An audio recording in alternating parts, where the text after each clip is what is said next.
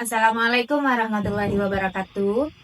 Malam ini kita akan berbicara mengenai dunia pendidikan bersama seorang narasumber dari UNP, tepatnya mahasiswa dari UNP jurusan Pendidikan Pancasila dan Kewarganegaraan. Baiklah, langsung saja kita undang narasumber kita, yaitunya Asrul. Halo Asrul, selamat malam. Selamat datang di podcast Ruang Pendidikan Publik. Pada kesempatan kali ini kita akan mengobrol atau membicarakan mengenai dunia pendidikan, khususnya tentang kebijakan pendidikan otonomi daerah. Jadi, pada podcast ini kita mulai dari konsep, contoh di beberapa daerah, sampai isu-isu penting yang masih jadi tantangan dalam kebijakan pendidikan. Langsung saja kita mulai pembicaraan kita pada malam ini. Sebelum membahas mengenai kebijakan di daerah, kita mulai dari konsep dasarnya. Dua istilah yang sering muncul dalam pembahasan pendidikan adalah demokratisasi dan desentralisasi.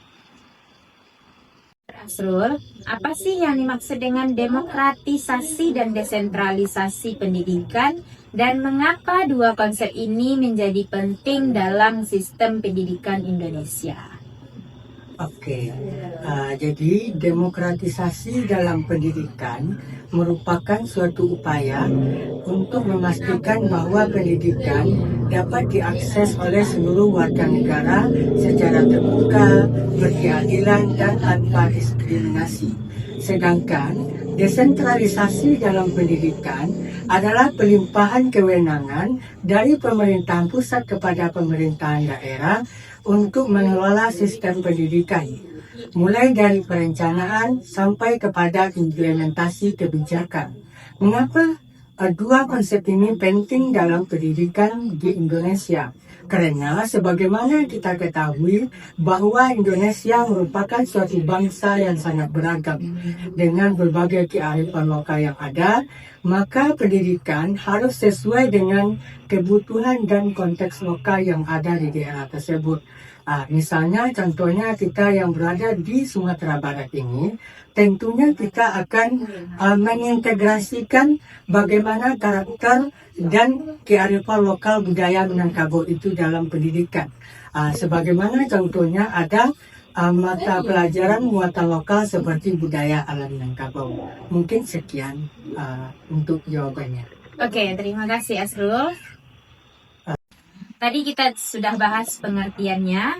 Sekarang yang menarik adalah bagaimana dampaknya ketika konsep ini kita terapkan langsung di daerah. Lalu bagaimana dampak desentralisasi pendidikan terhadap kualitas dan pemerataan pendidikan di daerah? Oke, desentralisasi pendidikan jika kita terapkan di dalam pendidikan di daerah, maka setiap daerah akan memiliki peluang yang besar untuk meningkatkan mutu pendidikan dan pemerataan pendidikan di daerahnya. Karena pemerintahan daerah akan mengetahui bagaimana kondisi daerahnya sehingga lebih mudah untuk meningkatkan mutu pendidikan sesuai dengan pengembangan muatan lokal. Lalu apakah dampaknya sama untuk setiap daerah? Tentu tidak ya, walaupun adanya pelimpahan kewenangan dari pemerintahan pusat kepada pemerintahan daerah atau yang disebut dengan desentralisasi pendidikan, namun setiap daerah yang ada di Indonesia tentunya memiliki berbagai potensi seperti sumber daya dan manajerial. Itu akan berpengaruh terhadap peningkatan mutu pendidikan dan pemerataan akses pendidikan. Misalnya daerah yang memiliki sumber daya dan manajerial yang baik, tentu mereka akan mudah dengan cepat untuk melihat bagaimana kebutuhan yang diperlukan oleh daerah tersebut di dalam mengembangkan muatan lokal dan memiliki sarana dan prasarana yang memadai untuk meningkatkan mutu pendidikan dan pemerataan pendidikan di daerah. Kemudian sebaliknya, sebagaimana yang kita ketahui ada sebagian daerah yang masih tertinggal atau sebagaimana yang kita ketahui dengan daerah 3T, itu mereka tentu akan kesulitan untuk melakukan peningkatan mutu pendidikan atau pemerataan akses pendidikan karena keterbatasan sumber daya atau sarana prasarana yang mereka miliki. Oleh karena itu, perlunya ada kebijakan secara nasional untuk meningkatkan mutu pendidikan dan pemerataan pendidikan di daerah. Jadi kalau melihat dari dampaknya, tentu setiap daerah punya cara masing-masing dalam mengelola pendidikan ini. Nah, sekarang bagaimana jika kita lihat contoh kebijakan pendidikan di beberapa daerah? Bagaimana gambaran model kebijakan pendidikan di beberapa daerah otonom seperti apa ya? Bisakah Asrul jelaskan? Ya, kalau model kebijakan pendidikan yang ada di beberapa daerah otonom di Indonesia, yang pertama misalnya daerah Kabupaten Kutai Kartanegara, itu menerapkan kebijakan pendidikan dengan memberikan pendidikan gratis dan beasiswa untuk meningkatkan pemerataan pendidikan. Kemudian di daerah Kabupaten Bengkalis misalnya, itu daerahnya itu membuat model kebijakan pendidikan untuk bagaimana namanya itu meningkatkan sarana dan kualitas guru, karena kualitas guru merupakan hal yang sangat penting di dalam pendidikan. Di samping juga sarana dan prasarana juga merupakan unsur yang sangat penting untuk menunjang mutu pendidikan dan pemerataan pendidikan. Kemudian selanjutnya di daerah otonom lain seperti di daerah Provinsi Nanggroe Aceh Darussalam, itu karena dipengaruhi oleh nilai-nilai keislaman yang kuat, maka di daerah tersebut di dalam kebijakan pendidikannya mereka itu mengintegrasikan nilai-nilai keislaman di dalam kurikulum pendidikan. Dan sebaliknya di daerah provinsi kita, yaitunya Ibu Kota Padang atau Provinsi Sumatera Barat secara umum, itu mengintegrasikan nilai budaya Minangkabau ke dalam kurikulum pendidikan dan juga pendidikan karakter Minangkabau. Seperti bagaimana contohnya misalnya itu adanya kurikulum atau mata pembelajaran budaya alam Minangkabau yang mana diterapkan pada sekolah di tingkat SMP maupun tingkat SMA, bahkan di tingkat SD sekalipun. Model-model tersebut merupakan contoh kebijakan pendidikan yang telah diterapkan oleh beberapa daerah otonom yang ada di provinsi-provinsi di Indonesia. Dari contoh-contoh kebijakan di beberapa daerah yang sudah Asrul sebutkan tadi, terlihat bahwasanya otonomi daerah membuka banyak peluang dalam pengelolaan pendidikan. Namun, di balik peluang tersebut tentu ada tantangan yang tidak bisa diabaikan. Apa kelebihan dan tantangan dari penerapan kebijakan pendidikan berbasis otonomi daerah tersebut? Baik, terpeluang dan tantangan di dalam penerapan kebijakan pendidikan berbasis otonomi daerah. Yang pertama tentu ada peluang seperti kalau kebijakan pendidikan sesuai dengan otonomi daerah tentu akan fleksibel dan sesuai dengan kebutuhan daerah tersebut, baik itu kebutuhan sekolah maupun kebutuhan peserta didik. Kemudian mudah diterapkan di daerah tersebut karena daerah tersebut mengetahui apa potensi yang dapat dikembangkan dan juga bagaimana kebutuhan yang harus dipenuhi dengan pendidikan di daerah tersebut. Namun di balik dampak positif tersebut juga memiliki tantangan di dalam penerapan otonomi daerah di dalam pendidikan, seperti bagaimana kesenjangan yang terjadi karena perbedaan sumber daya yang ada di daerah tersebut maupun sarana dan prasarana dimiliki oleh daerah tersebut. Oleh karena itu, tentu perlunya ada bagaimana kebijakan secara nasional. Bagaimana tantangan penerapan standar nasional pendidikan dan isu liberalisasi pendidikan di Indonesia? SNP itu bisakah Asrul menjelaskan? Oke, baik. Standar nasional pendidikan bertujuan untuk meningkatkan mutu pendidikan secara nasional. Namun penerapannya di daerah sering terkendala oleh keterbatasan anggaran maupun sarana dan prasarana, terutama tentunya di daerah tertinggal, seperti mana yang kita telah bahas pada bagian-bagian sebelumnya tadi. Kalau kita lihat dari sisi lain, Ya. ada namanya liberalisasi, itu bagaimana?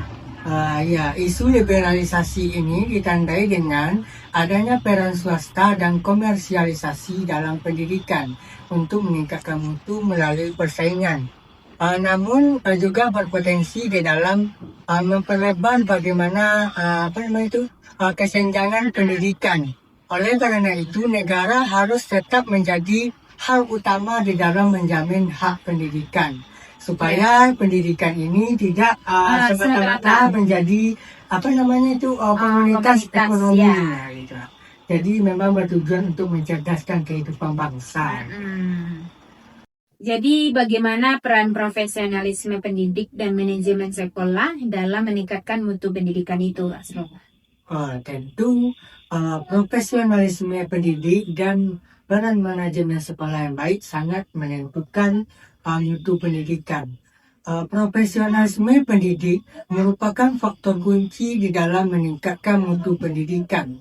Jadi guru tidak hanya dituntut untuk menguasai materi, tetapi juga harus memiliki beberapa kompetensi, seperti itu kompetensi pedagogik, yaitu kompetensi bagaimana guru tersebut mengajar dengan lebih baik atau lebih profesional, atau mengajar sesuai dengan bagaimana karakteristik peserta didik itu.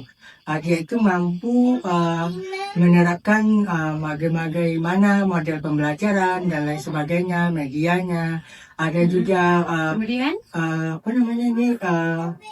kompetensi kepribadian, sebagaimana guru itu harus dapat menjadi contoh dan teladan oleh peserta didiknya.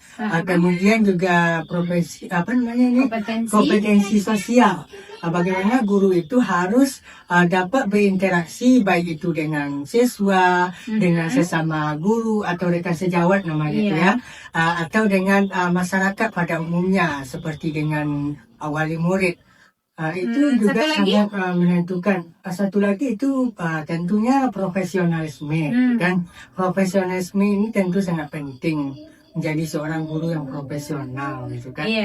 Supaya mendidik itu sesuai dengan bagaimana basic yang dia miliki sendiri. Selanjutnya, manajemen pengelolaan sekolah itu juga sangat menentukan bagaimana peningkatan kualitas dan mutu pendidikan. Seperti seorang kepala sekolah itu harus mampu menjadi seorang pemimpin dan juga mengelola sumber daya maupun menciptakan lingkungan yang kondusif di dalam lingkungan sekolah tersebut.